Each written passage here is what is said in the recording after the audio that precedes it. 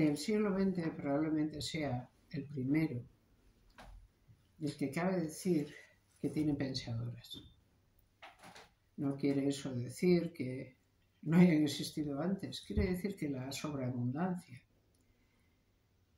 de mujeres que han dedicado su vida al mundo del pensamiento empieza a ser reconocible en este siglo, de tal manera que podemos hablar de pensadoras del siglo XX. Y ese es nuestro primer tema de estudio. ¿Quiénes han sido y qué eligieron como objeto de su investigación y de su pensamiento? Son muy diferentes entre sí. Quiero con ello decir que no se trata de hacer una especie de investigación del pensamiento femenino. No sabemos lo que sea eso ni lo que puede dar de sí, pero sí de introducirnos en un paisaje antes no existente. Una serie de pensadoras que eligieron sus propios temas, que lo hicieron durante el siglo XX, uno probablemente de los siglos más convulsos. Porque en efecto, si algo caracteriza al siglo XX, ha sido un increíble nivel de violencia y convulsión. Por lo menos en su primera mitad. De tal manera que ahora y en este tema tenemos que dar su papel, su producción y su peso a una serie de pensadoras que pensaron sobre todo la violencia y que son muy diferentes entre sí. Simone Weil, les recuerdo que hay dos Simone Weil. Una de ellas, Simone Weil, ha sido presidenta del Parlamento Europeo en sus inicios, una gran dama de la política, enormemente importante en los años 80, 90, no. De la Simone Weil de la que hablamos es la Simone Weil de los años 30. Para introducirla, contaré una anécdota. Simone de Beauvoir fue una de las primeras mujeres que entró en la Sorbona. Y allí ya estaba Simone Weil, como alumnas las dos. No sabemos lo que pensaba Weil de Beauvoir, las dos no habían desarrollado ninguna de ambas su obra, no sabemos qué pensaban una de otra. Pero sí sabemos, porque Beauvoir dedicó a la autobiografía una gran parte de su trabajo, que a Beauvoir siempre le asombraba, le interesaba Weil, y que en un momento dado se la encontró por el pasillo. Y Beauvoir la abordó. Ella iba con otra gente y le dijo, bueno, yo creo que el problema tiene que ver con la capacidad de encarnar un yo para todo el mundo. Y Weil le dijo, se ve que usted ha comido todos los días. Beauvoir difícilmente pudo superar esto. Lo dice en sus memorias de la joven formal, dice, me había encasillado. Una burguesita con sus preocupaciones. ¿Es que acaso Weil era una proletaria con sus preocupaciones? Para nada. Era otra burguesita. ¿Quién? Sino alguien que viniera de una cierta clase social, de un cierto estrato social, podía entrar a la universidad en los años 30 con sus propias preocupaciones, pero sus preocupaciones fueron tan extrañas que la llevaron de la preocupación social, que era lo esperable en aquellos años, los años en que se estaba desarrollando la socialdemocracia y se estaba desarrollando el fascismo, y las dos ramas de interpretación competían. No imaginamos hasta cuánto, hasta dónde y de qué manera tan fuerte. Las dos se llamaban socialismo encima. De eso, Weil pasa a dejarse morir y a escribir unos cuadernos que no caben sino ser interpretados como mística.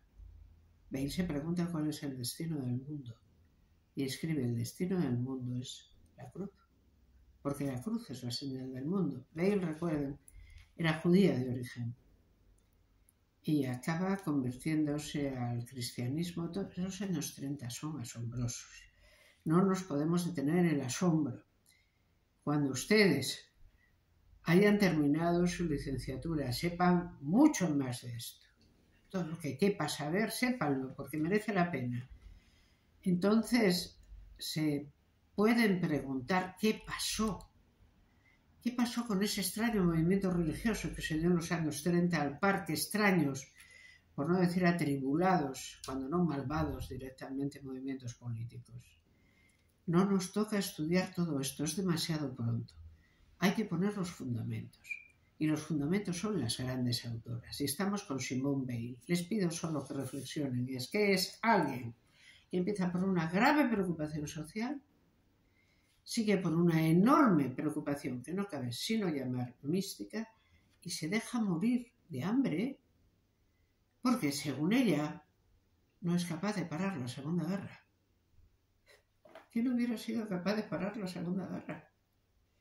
¿Por qué Weil se tomaba tan en serio el mundo? Weil que se puso a trabajar en una fábrica y dejaba su magro sueldo en una repisa en el piso compartido en que vivía tanta gente por si alguien lo necesitaba y quería tomarlo. Weil que dice haber visto a Jesucristo varias veces.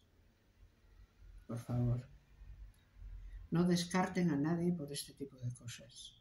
El pensamiento de Weil es asombroso, porque sobre todo Weil piensa en una cosa que nos importa mucho como seres humanos, que es la violencia.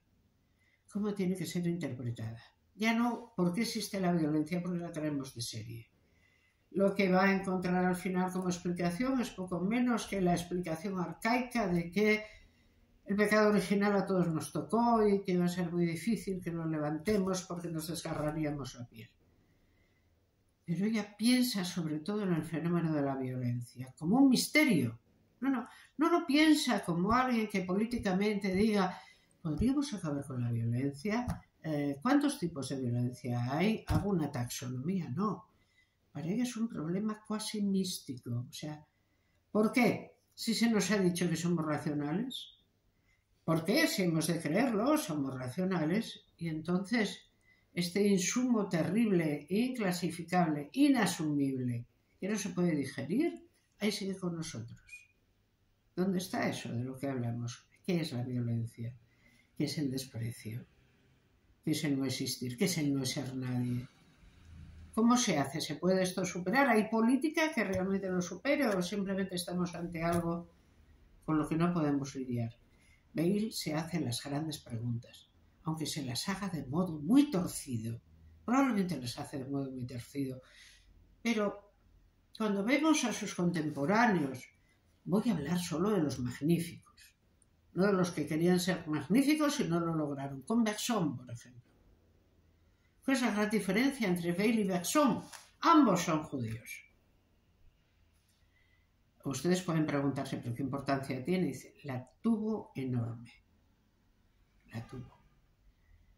Bergson, cuando comienza la persecución nazi, y él es probablemente el más respetado de los filósofos franceses, se presenta en las oficinas de las que se está enviando a la gente a la muerte y dice, llévenme, yo soy tan judío como todos estos. Hay que ser muy valiente y tener una cabeza como la que tenía Bergson, inimaginablemente grande, para atreverse a decir yo soy como los demás.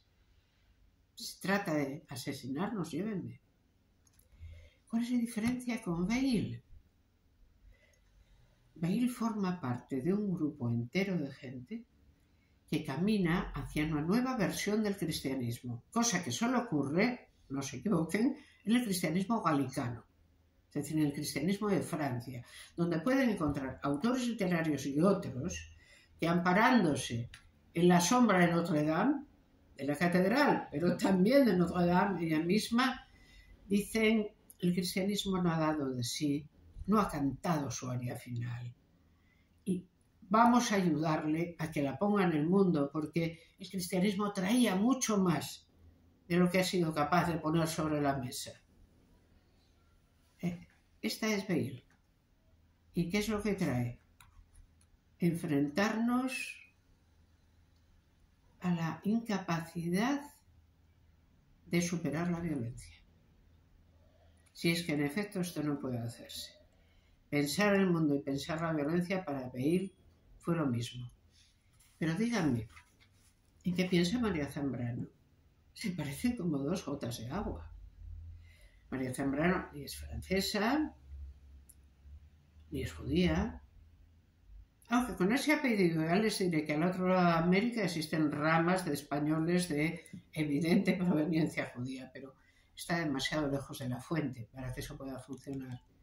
Cuando María Zambrano se pone a pensar por qué tanta gente dice, bueno, en realidad, ¿es una filósofa o es una mística?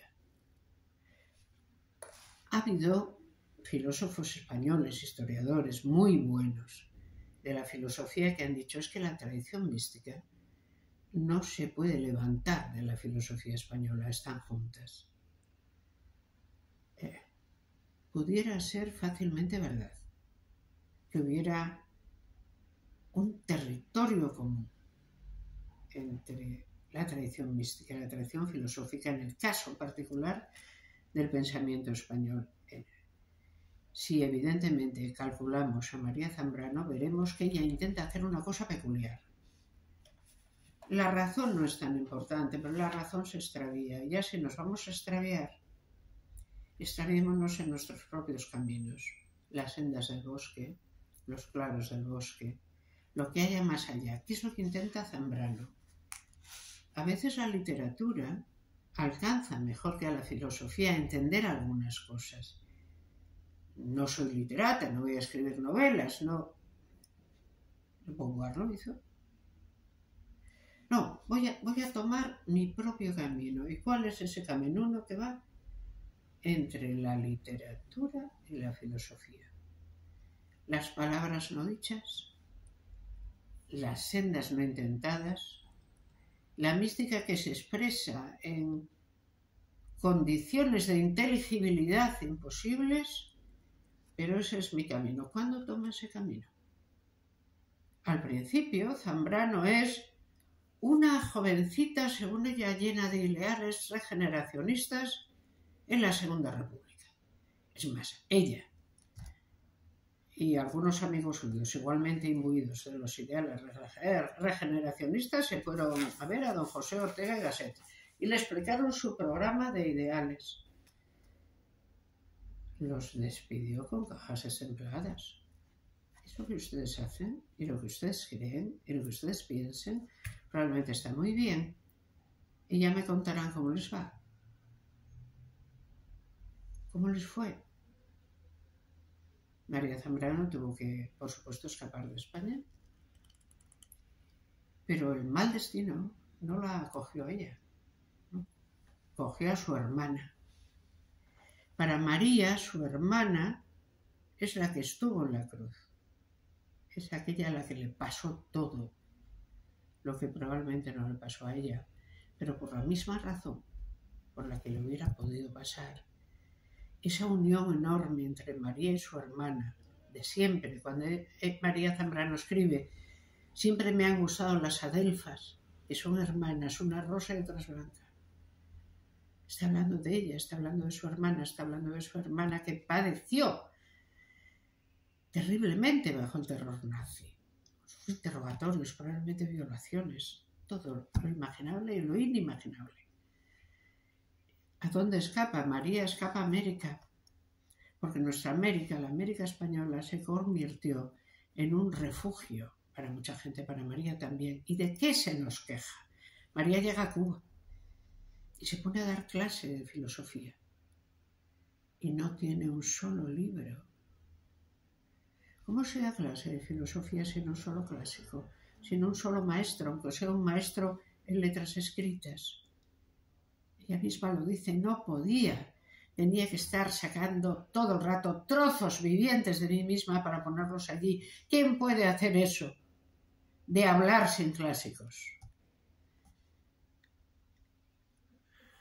apunte. Cuando se vean en alguna, tomen siempre un clásico, da igual, el primero que pillen, ábranlo, lean 2 párrafos. La sabiduría de la que ustedes son aprendices está allí. Pues bien, a María le faltaba. Yo tengo una enorme, no sé qué es este sentimiento, si admiración o piedad, por María Zambrano cuando ya es mayor y vive en Roma y está en una terraza de Roma con su hermana. Por cierto, en una terraza no demasiado lejana estaba en Beauvoir con Sartre. Y se pregunta, ¿he hecho lo que debía de hacer?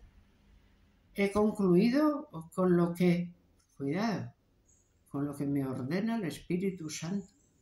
Sí, no he escuchado mal. Con lo que me ordena el Espíritu Santo. ¿Por qué? Porque los filósofos, las filósofas, somos intérpretes del Espíritu. Sí, eso lo dijo Hegel, pero no dijo que se trataba del Espíritu Santo. María Zambrano sí. El único espíritu que existe es este. Está más allá del mundo. No se ha cumplido todavía y es muy exigente. Es demasiado exigente. Ahí tenemos a dos filósofas extrañas, ambas místicas, ambas inteligentísimas, cada una personalidad absolutamente diversa y sin embargo tan parecidas. Les pido por favor que recuerden que si queremos hacer una verdadera historia de lo que las mujeres han pensado y empezamos en el siglo XX, no podemos evitar a estas dos porque son muy grandes. Simone Weil por un lado, María Zambrano por otro. Pero ahora más que probablemente tengamos que cambiar de tercio hacia aquellas personas que, no teniendo tales urgencias, no han sido tan descoyuntadas por el presente y se han podido permitir un abordaje mucho más sistemático del pensamiento.